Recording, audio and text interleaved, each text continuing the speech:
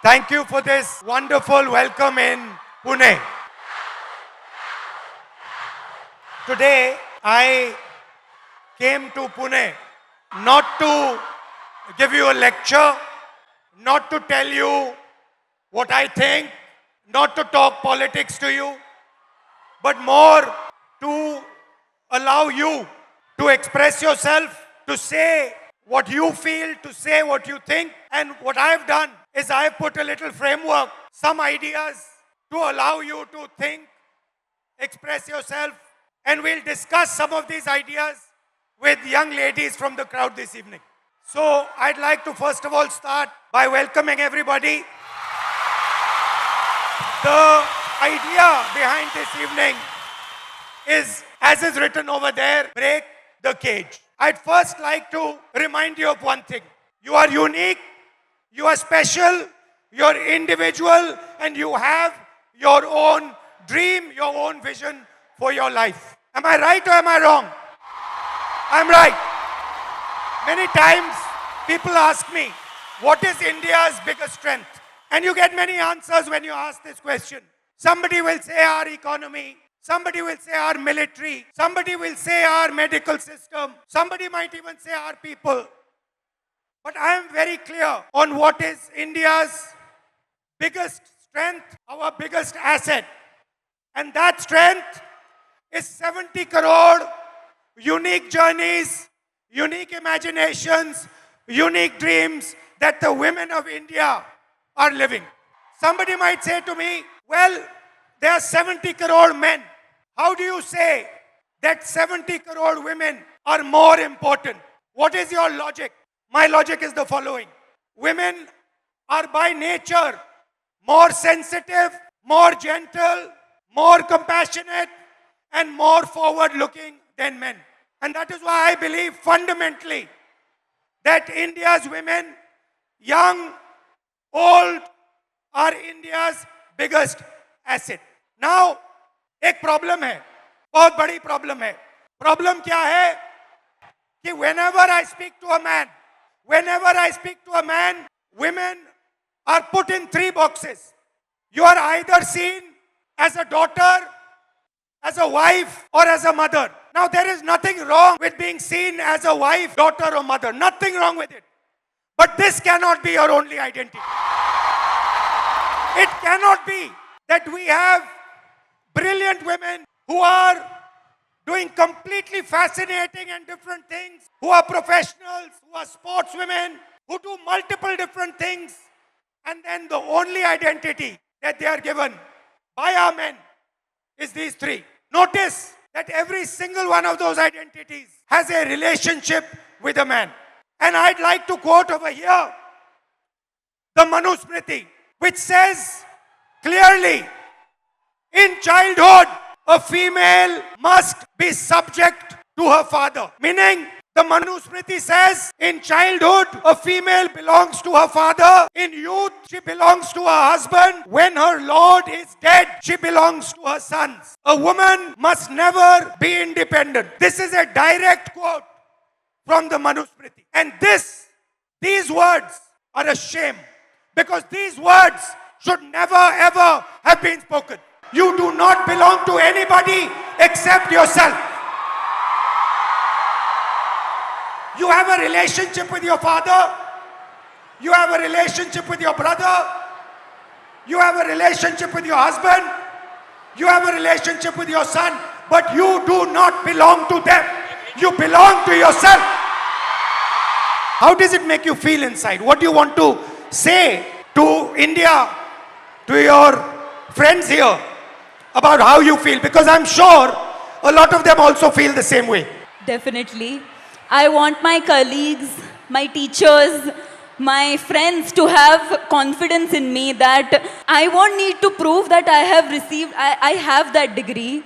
I studied for it, I put my energy, efforts into it, and I will be successful. I don't think I need to prove it to a man. Now, I like this. I lost my father before 3 years. घर में जो भी सारी चीज़ें हैं उसमें मैं हिस्से मांग रही हूँ, हिस्सेदारी मैं कर रही हूँ. As a woman I am asking for a हिस्सा. हाँ, और as a Like, if is any other man, if I have my brother and it's his right. But if I'm asking, it's मैं हिस्सा मांग रही हूँ. There is a huge pressure for marriage, and guy want a girl who is look fair, educated, healthy, but he doesn't want the girl like me who wants to pursue his But her career. you're a very beautiful girl. What do you mean he doesn't Thank you. want a girl like you? Thank you. The roads are controlled by the patriarchy, Yes.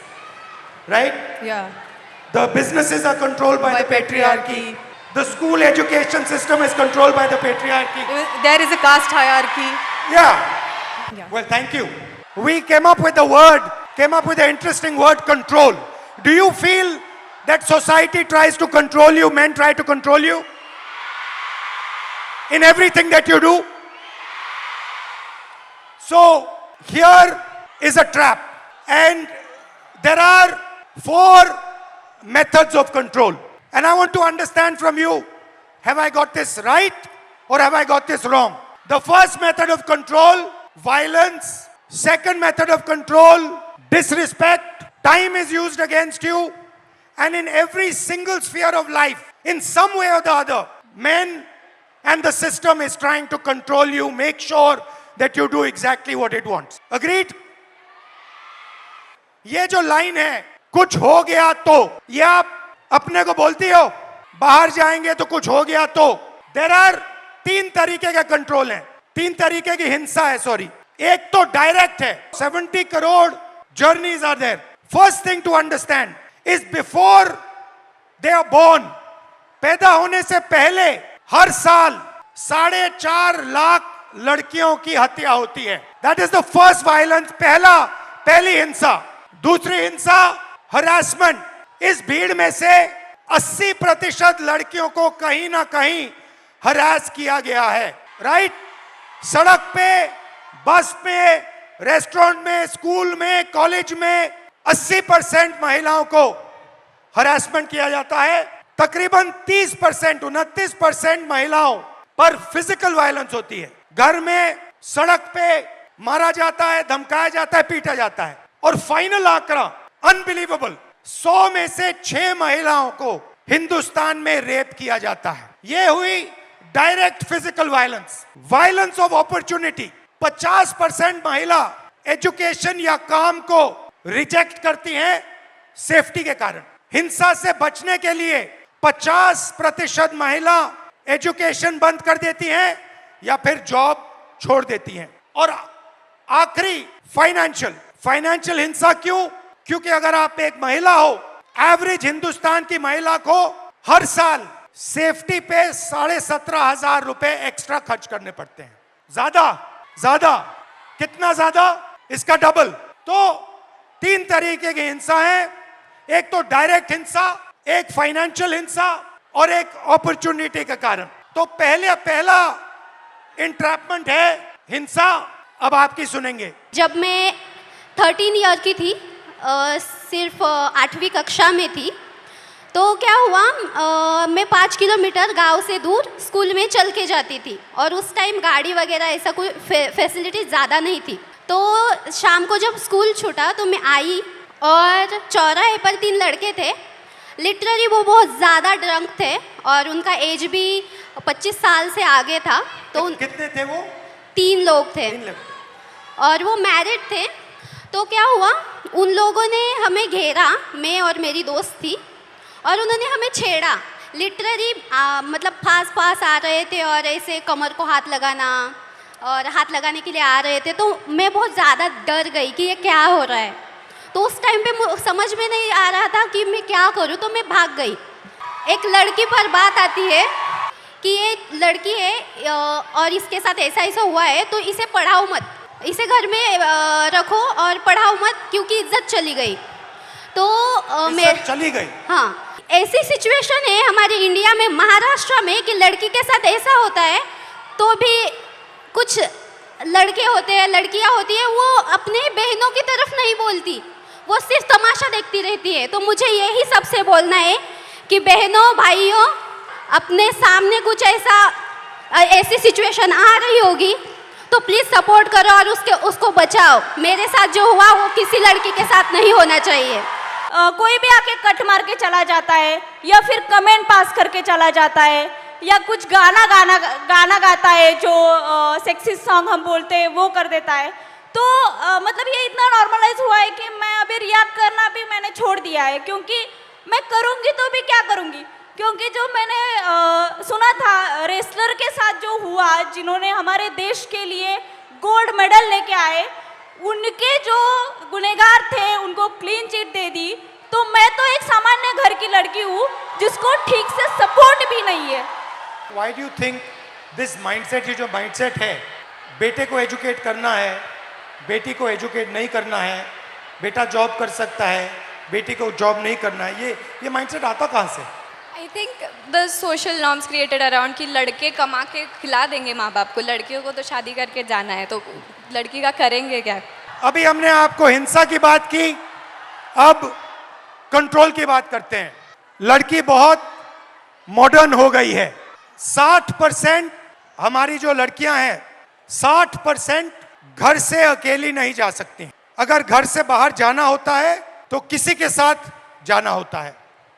Second, 45% शादी के लिए या housework के लिए 45% शादी या housework के लिए ड्रॉप आउट करती हैं। और आखिरी जो शायद सबसे अमेजिंग आंकड़ा है, और इससे तो मैं बहुत हैरान हुआ कि इस देश में सिर्फ 8% महिलाओं के पास इंडिपेंडेंटली ओन्ड प्रॉपर्टी है। मतलब फाइनेंशियल कंट्रोल, मूवमेंट पे कंट्रोल, और आप क्या करोगे उस पे कंट्रोल।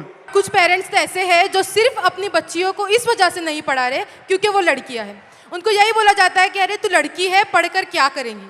लोग क्या कहेंगे? शर्म के कारण 99% of sexual violence cases, rape cases, molestation cases, ये अनरिपोर्टेड जाते हैं। तो वो जो 6% का आंकड़ा है वो एक्चुअली सच्चा आंकड़ा नहीं है। सच्चा आंकड़ा उससे बहुत ज्यादा है, मगर शर्म के कारण अनरिपोर्टेड जाते हैं। 84% महिलाओं को काम करने के लिए परमिशन लेनी पड़ती है। और फाइनल, सैलरीड महिलाएं जो हैं, किसी भी जॉब में हिंदुस्तान में अगर आप सैलरीड महिला हैं तो आपको 25% सैलरी पुरुषों से कम मिलती है। तो ये बात हुई डिसरिस्पेक्ट की। ये किस बात की इज्जत है भाई महिलाओं की? डेमोक्रेसी में हम अपने प्रधानमंत्री से सवाल नहीं पूछ सकते हैं, तो ये किस बात की इज्जत है? एक महिला होकर अगर आप समाज में नाम बनाना चाहते हैं या किसी सामाजिक मुद्दे पे मुखर होकर बोलना चाहते हैं, सर ये बहुत कठिन है। पुरुषों की ट्रोलिंग बहुत अलग तरीके से होती है, महिलाओं की ट्रोलिंग बहुत अलग तरीके से होती है। महिलाओं के लिए कुछ नहीं करना है, बस इसका चरित्र खराब है बोल दो, यही बोल दो, और इतना काफ़ी है सर। हम हतोत्साहित हो जाते हैं। वो तो अलग बात है कि मैं थोड़ी ज़्यादा ढीठ लड़की हूँ तो मैं नहीं डरती हूँ। वो सर मुझे गालियाँ दे रहे हैं पिछले 5 सालों से और कहते हैं तुझे पिछले 5 सालों से गालियाँ दे रहे, तू सुधरी नहीं। मैं उनसे बता देना चाहती हूँ कि मैं नहीं सुधरने वाली हूँ। मैं भी, मुझे भी सालों से गाली दे रहे हैं, मैं भी नहीं सुधर रहा हूँ। फाइनल ताला, फाइनल कंट्रोल समय का। अब शादी की उम्र हो गई है, टाइम इज वेपनाइज्ड। एवरेज जो महिला है, जो लड़की है 15 से 29 साल की, वो एवरेज घर में 5.5 घंटे काम करती है। उसी घर में एवरेज लड़का 30 मिनट काम करता है। लड़का बाहर जा सकता है, लेट आ सकता है, कभी भी बाहर जा सकता है, मगर आप लोगों को 8 बजे शाम वापस आना पड़ता है, कर्फ्यू होता है। राइट। और फाइनली एज लिमिट के बाद जो लड़के होते हैं, एग्जाम्स 1, 2, 3, 4 बार ले सकते हैं, मगर मैरिज एज 23 साल होती है। और जो लड़कियां हैं, जो गर्ल्स हैं, उनको ज्यादा से ज्यादा एक मौका मिलता है, क्योंकि फिर उनको कहा जाता है अब शादी का टाइम आ गया है, अब एग्जाम मत कीजिए, अब शादी कीजिए। हमारा सर पेपर लीक हो गया है। MPSC इज अ कॉन्स्टिट्यूशनरी बॉडी और इसको दबाया जा रहा है। What did you feel? हमारा तो दिल टूटा। एज अ वुमन हमें मैरिज का प्रेशर रहता है, घर वालों का प्रेशर रहता है, सोसाइटी का भी प्रेशर रहता है हमें। और जब पेपर लीक होता है तो लड़कियों पर असर अलग होता है, पुरुषों पर अलग होता है, क्योंकि आपकी डेडलाइन होती है, उनकी डेडलाइन नहीं होती है। हमारा तो पूरा करियर खत्म होने के चांसेस रहते हैं 100%। सर मुझसे क्या चाहते हो, मैं क्या करूं इस पे? आप हमारे साथ रहिए, आप हमें सपोर्ट कीजिए। जो हमारे साथ अनफेयर हुआ है उसको प्लीज उसको कुछ तो कीजिए, हमारा वो रद्द होना चाहिए। ठीक है, थैंक यू। तो शुरुआत में मैंने कहा कि एक माइंडसेट है, मनुस्मृति का माइंडसेट, महिलाओं को दबाने का माइंडसेट।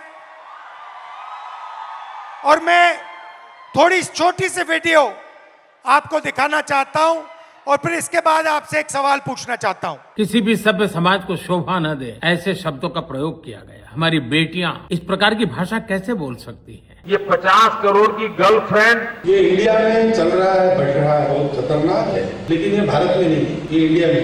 रेप बढ़े नहीं है, पहले भी होते थे, आगे भी होते हैं। ये घटनाएं जो है रेप की है, छेड़खानी की है, ये 80 से 90% जानकारों के बीच में होती है। बहुत घटनाएं तो ऐसी होती है, काफी समय तक इकट्ठे घूमते रहते हैं और एक दिन थोड़ी गड़बड़ हो गई, उस दिन उठा करके और FIR करा देते हैं, क्या इसने मुझे रेप किया। दीदी, ओ दीदी, दीदी, ओ दीदी, दीदी, ओ दीदी, दीदी, ओ दीदी। एक कल्चरल शॉक है कि हमारी बेटियां इस प्रकार की भाषा कैसे बोल सकती हैं। तो मेरा सवाल है कि जंतर मंतर में गालियां लड़कों ने भी दी और लड़कियों ने भी दी, बट प्रधानमंत्री कह रहे हैं कि गाली देना कल्चरल शॉक लगा हमें, क्योंकि लड़कियों ने गाली दी।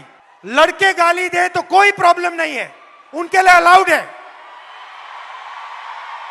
मगर अगर लड़की गाली दे तो कल्चरल शॉक है, शोभा नहीं देता। मोहन भागवत जी कहते हैं कि इंडिया में रेप होता है और भारत में रेप नहीं होता है। तो ये एक माइंडसेट है और ये इस माइंडसेट से लड़ाई चल रही है। माइंडसेट क्या है कि लड़की की एक जगह है, वो पिंजरे में बंद होनी चाहिए, उसका कंट्रोल रहना चाहिए, उसको काम नहीं करना चाहिए और लड़कों को फुल फ्रीडम मिलनी चाहिए। वो जो भी करना चाहे करें, गाली देनी है गाली दें, काम करना है काम करें। ऐसा हिंदुस्तान हम नहीं चाहते। हम न्याय चाहते हैं, सबकी रिस्पेक्ट होनी चाहिए, लड़कों की होनी चाहिए, लड़कियों की होनी चाहिए। और ये जो आपके दिल में है, जो डर है, इसको जल्दी से जल्दी मिटा देना चाहिए हमेशा के लिए। तो आइडिया क्या है? ये जो महिलाएं हैं, जो लड़कियां हैं, ये हिंदुस्तान की स्ट्रेंथ है। आप इस देश की फाउंडेशन हो, आप इस देश के फ्यूचर हो।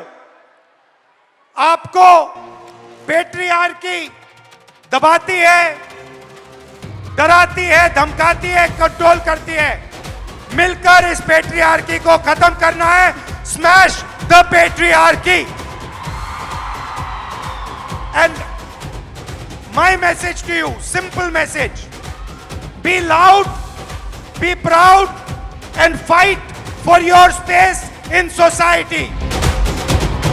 देश के कल के लिए छात्रों की गूंज, तेरे और मेरे लिए छात्रों की गूंज। पुणे म्हणजे प्रेम, पुणे म्हणजे प्रेम, पुणे म्हणजे प्रेम. Love you all. Thank you.